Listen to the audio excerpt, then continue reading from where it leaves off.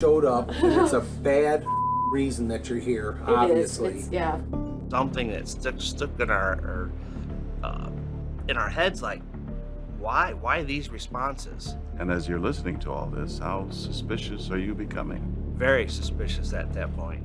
Simultaneously, they conducted a search of County Road 6 and the area where Josh last saw Sierah, observing signs of disturbance in a section of the cornfield with some stalks broken. Evidence was also collected from Worley's red pickup truck. A crime scene investigator showed the jury these large zip ties already fastened, mace, duct tape, rope, and a ski mask. Welcome to today's documentary, where we will explore the tragic case of Sierah Joughin, a young woman whose life was cut short in a heinous act of violence. On July 19, 2016, a small town in Ohio was rocked by a devastating tragedy. Sierah Joughin, a 20-year-old college student, went missing while riding her bike, and her body was later found 3 days later, buried in a shallow grave. Sierah was known for her kind heart, infectious laughter, and her passion for life. She had dreams of becoming an elementary school teacher and making a positive impact on the world. The discovery of Sierah's body left the community in shock and mourning, but it also sparked a movement for justice and change. Sierah's family and friends refused to let her death be in vain. They demanded answers and fought for stricter laws to protect others from suffering the same fate. She told me that, she was yelling at me that she didn't need me by her side and that she was fine. And we were at a corner and I gave her a kiss. Days turned into weeks, and the truth behind Sierah's disappearance slowly unraveled, revealing a chilling tale of betrayal and cruelty. The perpetrator was brought to justice.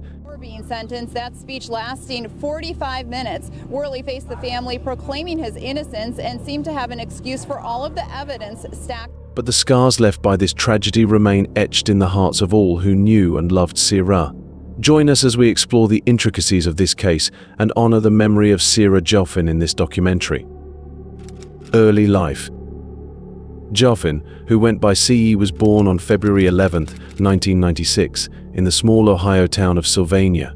She was a dedicated, caring, compassionate, and hard-working student at the University of Toledo who enjoyed school and was close with her family.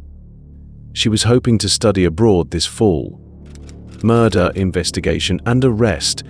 At approximately 6:45 p.m. on July 19, 2016, Joughin was riding her bicycle home from her boyfriend's house while he rode alongside her on his motorcycle. His house, and when it was time to leave, Josh got on his motorcycle to make sure she had company on her way back, even taking this video of that fateful ride.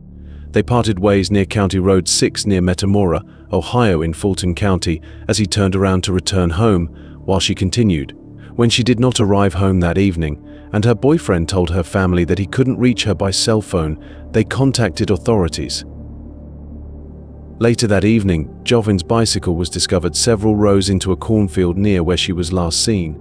Simultaneously, they conducted a search of County Road 6 and the area where Josh last saw Sierah, observing signs of disturbance in a section of the cornfield with some stalks broken.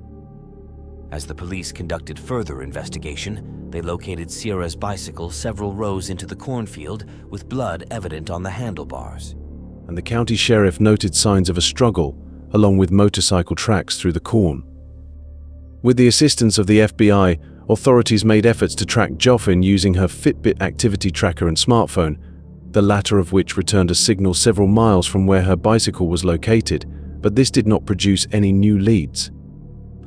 Upon viewing the Snapchat video and noticing Sierah wearing a Fitbit watch, began efforts to track her watch and phone.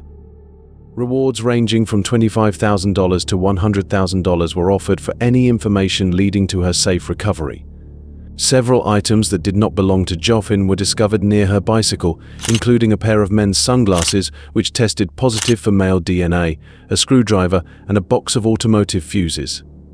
A passing driver also recovered a motorcycle helmet with a bloody handprint on its surface.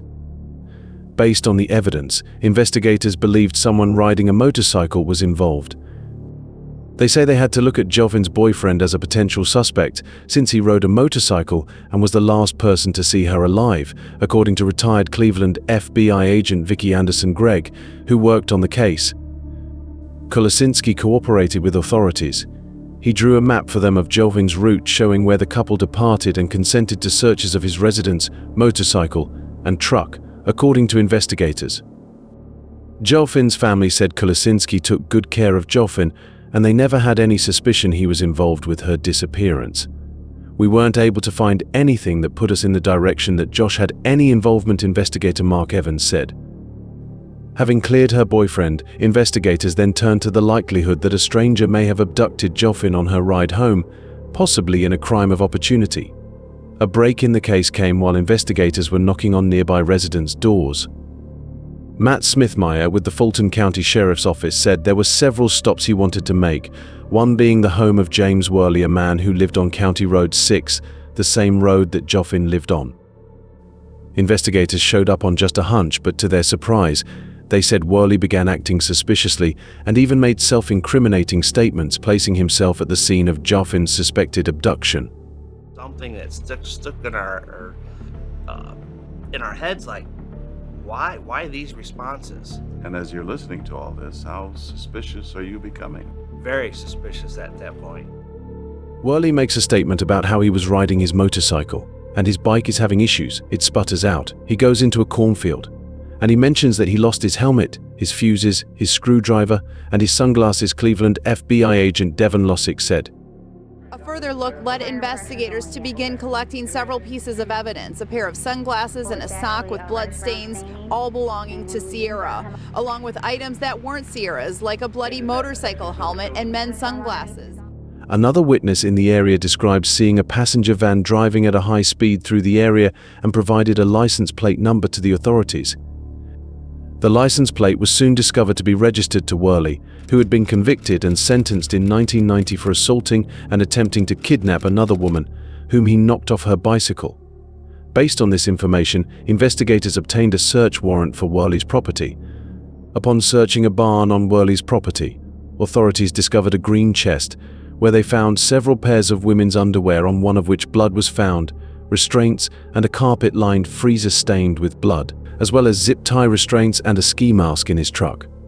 Joughin's DNA was found on a piece of duct tape and on an inflatable mattress, both found in the barn. Investigators found recording devices all over the property and concluded from cell phone records that Worley was at the scene of the abduction for nearly 2 hours during the time Joughin was missing. They also discovered that Worley had told a court-mandated therapist after his previous conviction that he learned from each abduction he had done and the next one he was going to bury. He was arrested on charges of abduction on July 22nd, 3 days after Joughin's disappearance. A spokesperson for the sheriff's office suggested that Worley fit the profile of a serial offender and that he could potentially have additional unknown victims, possibly kept at the property. Despite an exhaustive search, neither Joughin nor any human remains were found there.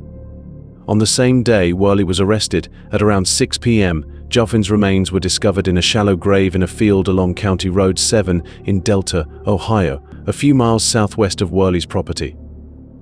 Her body was found intact, hog-tied wrists handcuffed and bound to the ankles behind the back, had a large plastic toy in her mouth functioning as a gag, and wearing an adult diaper. An autopsy determined the cause of death. There was no evidence of sexual assault. The precise time of death was not determined, but the official time of death was 9 p.m. on July 22, 2016, when she was declared dead by medical professionals. Verdict and sentencing. James D. Worley was arrested and charged in the disappearance of Joughin. He was charged with murder and kidnapping. He was convicted and sentenced to death for the murder and over 20 years in prison for the kidnapping, assault, and other related charges. His execution is currently scheduled for May 20th, 2025.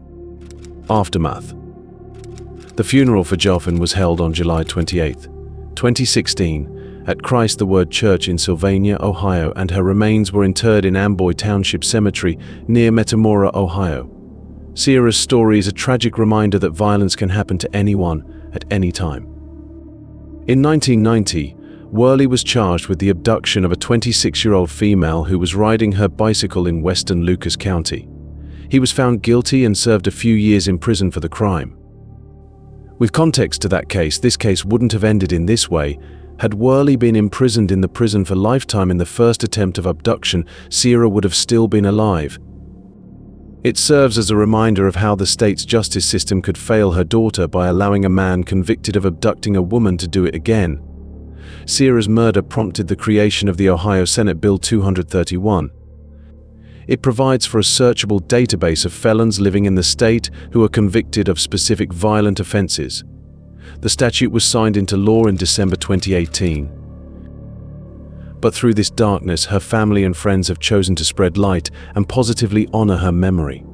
They've started the Sierah Strong movement to honor her memory and to raise awareness about the dangers of violence against women.